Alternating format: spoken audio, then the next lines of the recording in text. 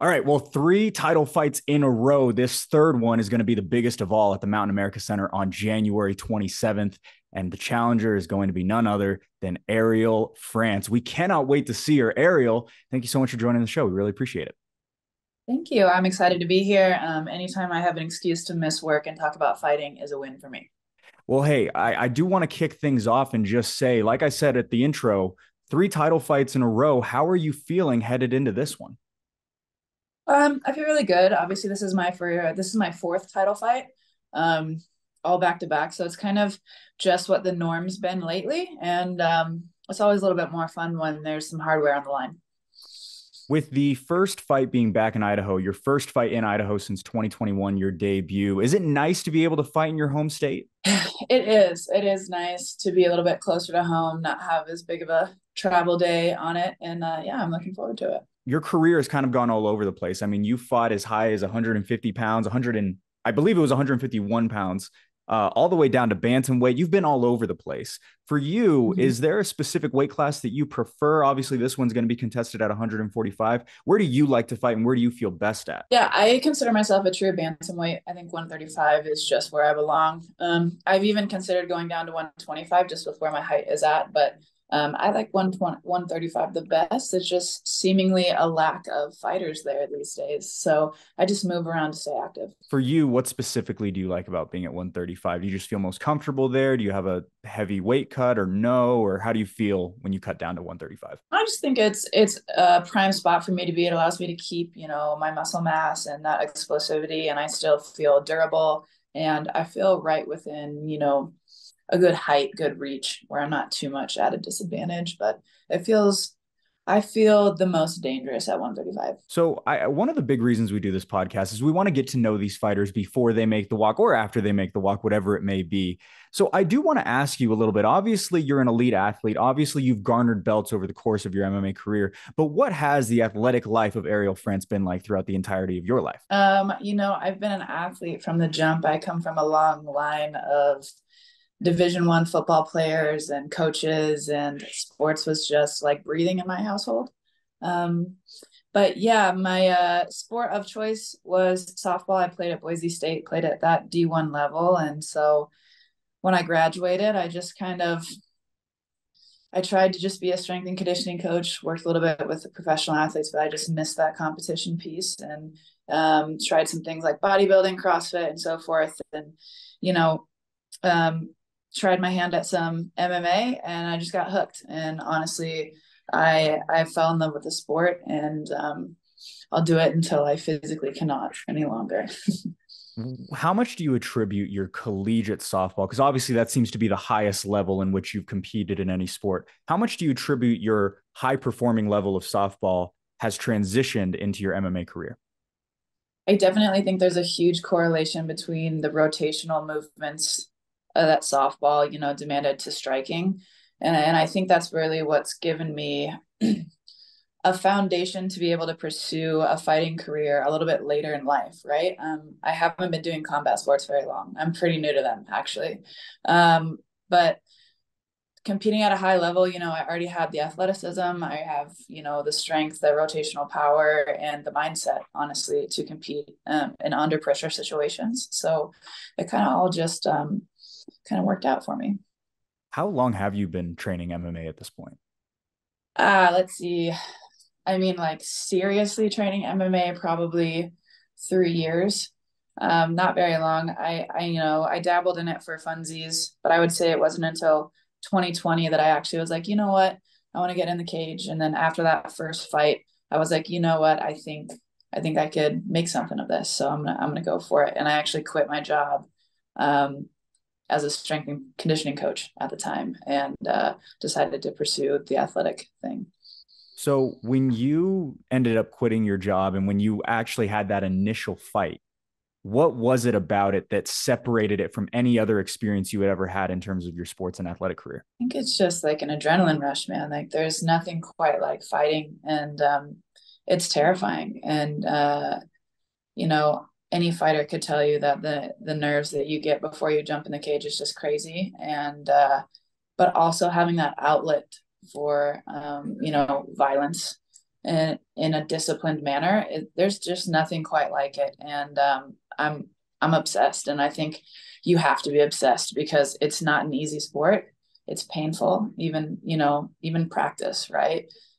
You suffer a lot. And so you just have to love it. You have to be bought in. And so everyone that I come across that's in the game, I know that they are as passionate about what they do as I am. And I think that's pretty cool.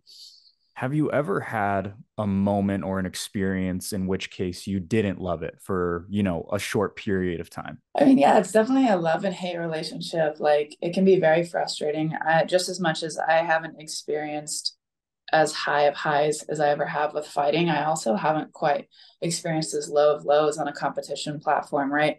My last fight was my first loss, and that sucked. Like I'm not gonna lie to you, like that was pretty tough, and it was very emotionally raw. And going, it's also been increasingly difficult for me to line fights up lately. So you're just training and training, and you're putting a lot of wear and tear on your body, and then for you not to get to that fight, not to get to that competition platform, it gets really frustrating. So there are definitely times where I'm like, oh my god, why am I doing this? But then it brings you right back in as soon as you get to punch somebody in the face. No, certainly. I do know you had a canceled bout near the end of this year, 2023. And I'm curious, what was the reasoning behind that canceled bout? And was it part of what you were just alluding to, is that it's frustrating that people pull out? So actually my most recent one, I can't even blame her. My opponent broke her foot about 8 days before we were supposed to fight. I was going to defend my 145 title for Mountain Force, and my opponent, Kaya, she's a gamer. She's really awesome. But unfortunately, it's the nature of the beast, and she was sparring, and accidents happen. And at that point, it was just too late. We tried to get people to step in, but taking a title fight on 8 days notice it's quite a move. So, and like I said, that's the nature of the sport, and there's injuries and there's jitters, especially at the amateur level. People get nervous, right? And so you never really know why they back out, but it happens a lot. All right, guys, before we keep going, we got to talk a little bit about our podcast sponsor, Water and Wellness. Now, you've heard us talk about water and wellness before, but I got to tell you, this is the best water I have ever had in my entire life. Alkaline, filtered, some of the tastiest stuff you'll ever have. I crave it like it's a cheat meal in itself, but it is so good for you. And they're stationed right here in Salt Lake City. So go ahead, head over to Water and Wellness for the best water you have ever had in your life. Change your water, change your life. Let's get back to the podcast. What are your nerves like prior to a fight? Have you ever had them, or are they kind of in the back of your mind? What are you like in the back? My very first fight was what I like to describe as like a car crash. It was just the adrenaline dump. It was in my hometown, right? It's in Boise, Idaho. All my friends there, not just my friends, but girls that I coach, people that I mentor, right? They're all there. And I've never done it before. So it was kind of crazy. That first one, there hasn't been one that like the first one. The first one, my nerves went crazy. I took on a whole different persona, and I just kind of went crazy. But ever since then, I get really excited, and I just remind myself there's always jitters, but I remind myself that nerves, excitement and anxiety present themselves in the body the same way. So I just remind myself that I'm excited to get to do what I've trained for. And mostly I'm just really pumped to do the fun part. I did want to go back to something that you talked about, talking about that loss to Olivia Beerley. What did you take away from that loss? Obviously, it was a low of low, as they say, but also, I mean, there's a lot to learn from that as well. Is there anything that you took away from that loss? I took so much away from that loss, and you know what? It sucked. And for a long time, I really was beating myself up about it. But I'm a firm believer that, you get more information back from your failures than you ever do from success. And so I rewatched that fight probably 100,000 times at this point. I mean, even within the following week of that fight, I must have watched it 1,000 times. And I know exactly where I messed up. I know exactly what needed to be adjusted.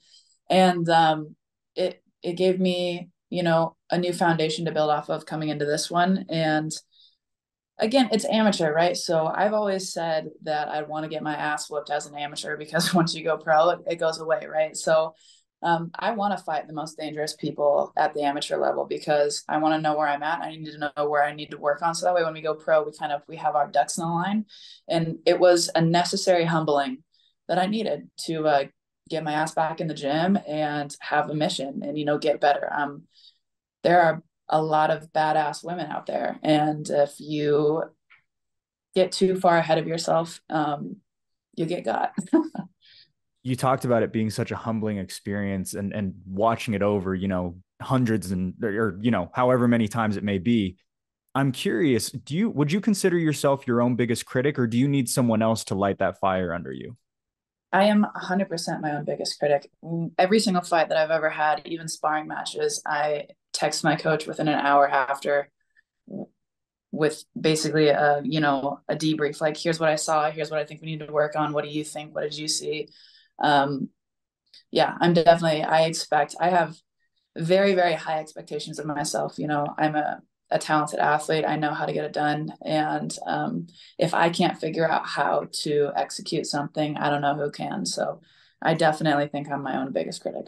One of the big things that I always ask every single guest that comes on this show is kind of the journey to begin their MMA career. And so I just want to start things off by just asking, what got you into the gym in the first place and what piqued your interest? Yeah, so I was working as a GM of a gym that no longer exists, but at the time there was an MMA team there. And so, I was one of the head coaches for our strength and conditioning, our performance side of things. We dealt with a lot of sports teams and athletes, and that was kind of our thing. We just happened to have an MMA team in there, and they'd always ask me, like, Ariel, like, come spar, like, come do this, like, you'll be great at it. And one day I said yes, and one of my friends who actually has fought on the Fierce cards, Raymond Lowry, he punched me square in the face, and from that moment on, I knew that MMA is exactly what I wanted to do. I was like, absolutely, like, let's go. How much do you attribute your knowledge of strength and conditioning training towards your success in MMA? I definitely, a lot of it. I think what makes me a really unique fighter is how strong I am. I have yet to meet someone that has the kind of strength and speed that I do. I am, for everything that I've had to make up learning skills wise, I've been able to fall back on just being strong, and that's gotten me out of a couple of bad situations. And, I think that what I lacked originally in the skill set, I made up for in just pure athleticism. And that was a huge part of kind of finding my way in confidence. So that does bring another question to mind. So strength and conditioning training versus MMA training, what does a typical week look like for you? Right now, like in camp, I am generally trying to get 5-6 sessions of just MMA specific, going after work, going on the weekends. And then I also 4 days a week have strength and conditioning, 2 lifts a week and 2 conditioning sessions a week. So a lot. Certainly busy schedule for you, no doubt about it. All right, so let's talk a little bit about January 27th. I am so curious. What do you think of Melody Schrock, currently the Fierce FC amateur female featherweight champion? Your thoughts on who you're going to be facing in just a couple of weeks? Yeah, she's awesome. Obviously, I've watched all the fights. I think we've kind of been on each other's radar for a little bit here. It just hadn't worked out yet, and she is a very strong grappler. Obviously, I'm pretty sure like all of her opponents have walked out with like bodily injuries at this point. So, I think it's a great matchup. She's a badass. Obviously, she takes her strength and conditioning very serious too. And she seems, I honestly, I don't know her. All I know is from her fights, and she's a badass woman, and I'm really excited to share the cage with her. Third possible belt for you, obviously coming off of that devastating loss. I'm curious how important and how vital is getting a win on January 27th? I don't like to tie my personal, feelings and stuff to the outcomes, because part of that's out of my control, right? But it's very important to me to go in there and feel like I put my best performance on display. And I truly believe that if I do that, I come out with a win. And, again, everyone wants to win. We're all competitors. I want to win all the time and nothing else, and be the best. But more importantly, I want to go out there and demonstrate everything that I feel like I've added to my game in the last year. And I want to feel like it was a success. And, that is just getting in the cage is extremely important to me. All right, last question from me. What is the number one thing that you are looking forward to in a couple of weeks? Just getting back in the cage. I only got to fight once in 2023. And I ideally would like to be in the cage like 4 or 5 times every year. So for me to just be in there one time really freaking sucked. And also my dad is flying out from Illinois to come watch me again. And he's just my biggest fan. So I'm really excited to be in the cage, to share that moment with my dad and my people, and bring back the win for Team No Excuse. January 27th, Idaho Falls, Mountain America Center, Ariel, Frantz versus Melody Schrock. It's going to be an incredible amateur featherweight title bout. Tickets on sale right now at fiercefightingchampionship.com. Ariel, thank you so much for the time. Appreciate it. Of course. Thanks.